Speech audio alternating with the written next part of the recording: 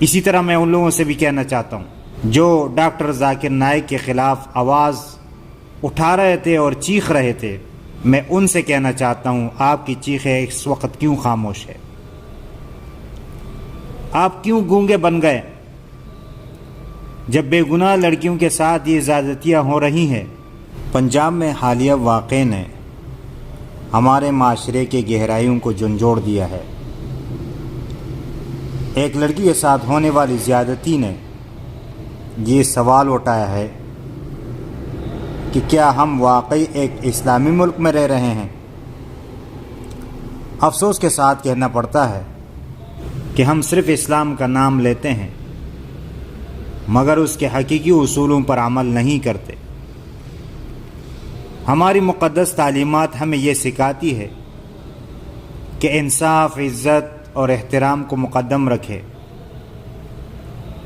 لیکن آج یہ چیزیں ہمارے معاشرے میں صرف زبانوں پر رہ گئی ہے، عمل میں نہیں۔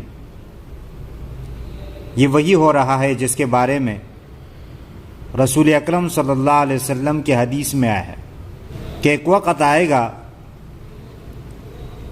کہ جب اسلام کا نام تو ہوگا مگر اس کے عملی نفاذ کا کوئی نشان نہیں رہے گا۔ یہ وقت اب ہمارے سامنے ہے۔ اگر ہم واقعی اسلامی قوانین کی پاسداری کرتے تو کوئی شخص ایسی بزدلانہ حرکت کی جرات نہ کرتا۔ اسی طرح میں ان لوگوں سے بھی کہنا چاہتا ہوں جو ڈاکٹر ذاکر نائک کے خلاف آواز اٹھا رہے تھے اور چیخ رہے تھے، میں ان سے کہنا چاہتا ہوں آپ کی چیخیں اس وقت کیوں خاموش ہے؟ آپ کیوں گونگے بن گئے جب بے گناہ لڑکیوں کے ساتھ یہ زیادتیاں ہو رہی ہیں؟ تو ہم یہی کہہ رہے کہ اسلام کا قانون یہ ہے کہ ان کو الگ رکھا جائے، تو آپ لوگ ہمارے اوپر اعتراض کرتے ہیں کہ یہ دیکھے یہ خواتین کے ساتھ ظلم کرنا چاہتے ہیں، یہ ایسے ہیں، یہ ویسے ہیں۔ ہم تو آپ کی عزت کی بات کرتے ہیں۔ ہم اس لیے کہتے ہیں کہ کل آپ لوگ نہ روئے۔ اب وقت ہے کہ آپ اپنی آواز بلند کریں، لیکن افسوس کے ساتھ ایسے وقت میں تم لوگوں کی ماں مر جاتی ہے۔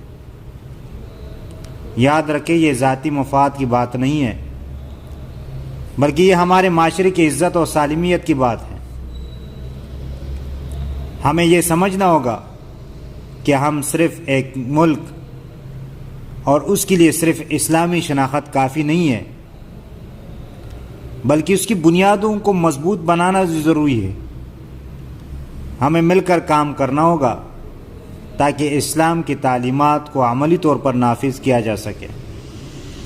ہمیں ہر صورت میں برائی کے خلاف کھڑا ہونا ہوگا، چاہے وہ کسی بھی شکل میں ہو۔ آخر میں یہ کہنا چاہوں گا کہ ہر فرد کی ذمہ داری ہے کہ وہ اپنی آواز بلند کرے اور انصاف کے لیے کھڑا ہو۔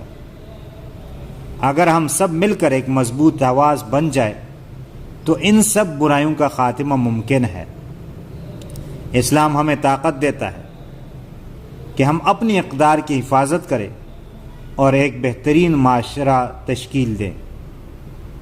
اللہ تعالیٰ سے دعا ہے کہ اللہ تعالیٰ ہمیں دین اسلام سمجھنے اور اس پر عمل کرنے کی توفیق عطا فرمائے۔